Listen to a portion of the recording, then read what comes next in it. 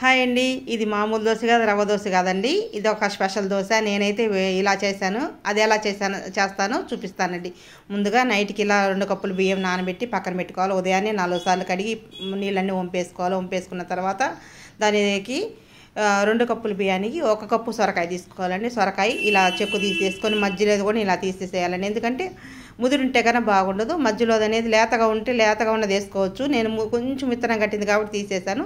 ఆ సగం ముక్కని కూడా కట్ చేసి పక్కన పెట్టుకున్నాను. అలా వచ్చింది కాబట్టి తీసేసానండి. ఇప్పుడు మనం మిక్సీ జార్ తీసుకొని మిక్సీ జార్లోకి మనం కడిగి పక్కన పెట్టుకున్న బియ్యాన్ని వేసేసుకుందాం. తర్వాత సొరకాయ ముక్కలు వేసుకుందాం. వేసుకున్న తర్వాత బాగా మిక్సీ పట్టుకుందాం.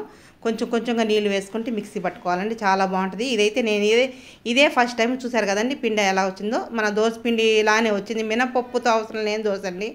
చాలా ఆరోగ్యానికి మంచిది. తర్వాత ఒక ఉల్లిపాయ, పెద్ద ఉల్లిపాయలు సన్నగా కట్ చేసి వేసుకోవాలండి. తర్వాత కొంచెం పచ్చిమిర్చి, 2 పచ్చిమిరపకాయలు, కొంచెం అల్లం ముక్కలు ఇలా సన్నగా తరిగి వేసుకోవాలి. దానికి సరిపడ ఉప్పు కూడా వేసుకోవాలండి. వేసుకొని మనకి కావాల్సిన నీళ్ళు పోసుకొని కలుపుకోవాలండి. ఇది రవ్వ దోశ ఎలా పోస్తారో అలా కలుపుకోవాలండి. పిండి అయితే మాత్రం ఇలా గట్టి కలుపుకుంటే రాదు. నేను అది చూపించడం మర్చిపోయాను.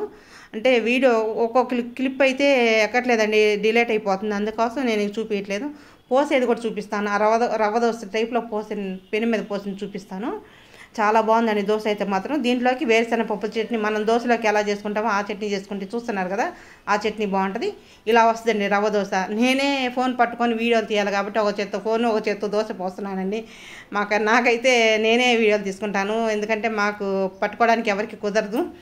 ఇలా వస్తుందండి. చూస్తున్నారు కదా, అసలు ఎంత టేస్ట్గా ఉందంటే అంత బాగుందండి దోశ అయితే మాత్రం చాలా బాగుంది. ఇలా నేను చెప్పిన విధానంలో మీరు ఒకసారి ట్రై చేసి చూడండి. కొంతమంది ఎలా ఉంటారంటే మనం ఏ పని చేసినా కానీ మనల్ని బాధ పెట్టడానికి ఉంటారండి, సపోర్ట్ చేయకపోగా. అందుకని వాళ్ళని ఎవరిని పట్టించుకోవద్దని మన ప్రయత్నం చేస్తే సక్సెస్ అదే వస్తుందండి.